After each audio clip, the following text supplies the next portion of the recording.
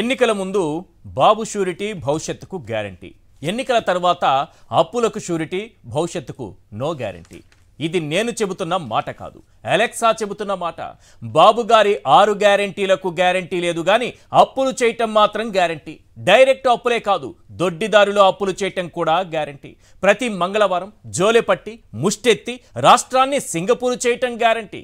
అదేంటి సార్, అప్పులు చేస్తే రాష్ట్రం శ్రీలంక అవుతుంది కానీ సింగపూర్ అవుతుందా అని అంటారా? జగన్ అప్పు చేస్తే శ్రీలంక అవుతుందని అంటారు. అదే చంద్రబాబు ముష్టెత్తితే ఖచ్చితంగా సింగపూర్ అవుతుంది అంటారు. అందుకే రాష్ట్రాన్ని సింగపూర్ చేసేందుకు బాబు గారు అలెక్సాతో మాట్లాడి 22 రోజుల్లో 9,000 కోట్ల రూపాయల సంపద సృష్టించారు.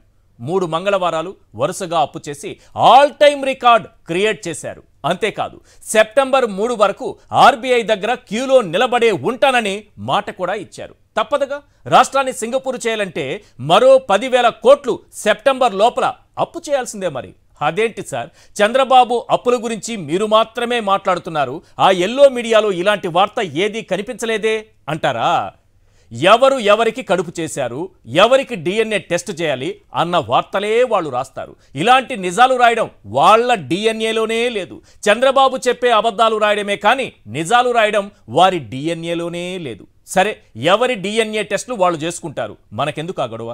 జూన్ 25తో మొదలుపెట్టి జూలై 16 వరకు, జూలై 16తో మొదలుపెట్టి సెప్టెంబర్ 3 వరకు బాబు గారు చేసిన అప్పు, చేయబోయే అప్పు, దీనిపై డిఎన్ఏ టెస్ట్ చేద్దాం. 10 రకాల రక్త పరీక్షలు చేద్దాం, రిపోర్ట్ ఏంటో తేలిపోతుంది. Right, question number 1. కేవలం 22 రోజుల్లో 9,000 కోట్లు అప్పు చేసి హిస్టరీ క్రియేట్ చేశావు. ఇది ముష్టా, సంపద సృష్టి? Question number 2. మొదటి వారంలో 2,000 కోట్లు, రెండో వారంలో 5,000 కోట్లు, మూడో వారంలో 2,000 కోట్లు. ఇది ముష్టా, సంపద సృష్టి? Question number 3. అడ్డదారిలో కార్పొరేషన్ల ద్వారా మరో 5,200 కోట్లు అప్పు చేసేందుకు స్కెచ్ గీశావు. ఇది ముష్టా, సంపద సృష్టి? Question number 4. ఆ లెక్కన రోజుకు 659 కోట్లు అప్పు చేసి ఆల్ టైమ్ రికార్డ్ క్రియేట్ చేశావు. ఇది ముష్టా, సంపద సృష్టి? Question number 5. ఈ నెల 30న ఆర్బీఐ దగ్గర మరో 2,000 కోట్లకు దర్జాగా అర్జీ పెట్టుకున్నావు. ఇది ముష్టా, సంపద సృష్టి? Question number 6. ఆగస్టు 6న ఆర్బీఐ దగ్గర ఇంకో 3,000 కోట్లకు దర్జాగా అర్జీ పెట్టుకున్నావు. ఇది ముష్టా, సంపద సృష్టి? Question number 7. ఆగస్టు 27న ఆర్బీఐ దగ్గర మరో 2,000 కోట్లకు దర్జాగా అర్జీ పెట్టుకున్నావు. ఇది ముష్టా, సంపద సృష్టి? Question number 8. సెప్టెంబర్ 3న ఆర్బీఐ దగ్గర ఇంకో 3,000 కోట్లకు దర్జాగా అర్జీ పెట్టుకున్నావు. ఇది ముష్టా, సంపద సృష్టి? Question number 9. ఏఐతో సంపద సృష్టించి అందరినీ కోటీశ్వరులను చేస్తానని చెప్పి ప్రతి మంగళవారం జోలె పడుతున్నావు. ఇది ముష్టా, సంపద సృష్టి? Question number 10. జగన్ 11 లక్షల కోట్లు అప్పులు చేశారని అబద్ధాలు చెప్పి వారం వారం అప్పుల కోసం ఎగబడుతున్నావు. ఇది ముష్టా, సంపద సృష్టి? ఈ 10 ప్రశ్నలకు సమాధానం దొరకాల్సినటువంటి అవసరం ఉంది. ఎందుకంటే డిఎన్ఏ టెస్ట్ చేస్తే దొరికిపోతుంది. వాళ్ళు ఎలాగో ఎల్లో మీడియా ఆ డిఎన్ఏ టెస్టులు చేసుకుంటూ ఉంటారు కాబట్టి వాళ్ళని అలా వదిలేద్దాం. కానీ రాష్ట్రం గురించి బాధ్యత ఉన్నటువంటి పౌరులుగా, లేకపోతే జర్నలిస్టులుగా, లేకపోతే విశ్లేషకులుగా, లేకపోతే కొంచెమైనా సరే ఈ సంఘంలో, ఈ సమాజంలో, ఈ రాష్ట్రంలో ఏం జరుగుతుందని ఆలోచించే విజ్ఞులు ఉన్నారు కదా, వాళ్ళందరూ డిఎన్ఏ టెస్ట్ చేయాల్సినటువంటి అవసరం ఉంది. ఈరోజు రాష్ట్ర ప్రభుత్వం చేస్తున్నటువంటి అప్పులు, జగన్మోహన్ రెడ్డి గారు చేస్తేనేమో మంగళవారం ముష్టెత్తారని రాశారు. ఇప్పుడు మంగళవారం ముష్టెత్తున్నారా, సంపద సృష్టిస్తున్నారా? ఎల్లో మీడియా ఆన్సర్ చేయాలి. వాళ్ళకి అంత టైం ఉండకపోవచ్చు, బహుశా వాళ్ళకి ఆ టైం లేదు. ఎవరికి కడుపు చేశారు, ఎవరికి ఇప్పుడు అర్జెంటుగా డిఎన్ఏ టెస్ట్ చేయాలని వాళ్ళు చాలా బిజీగా ఉన్నారు. వీళ్ళ డిఎన్ఏలో నిజం రాసేటటువంటి అవకాశమే లేదు. ఆ డిఎన్ఏలోని లేదు ఈ నిజాలు రాయడం అనేది.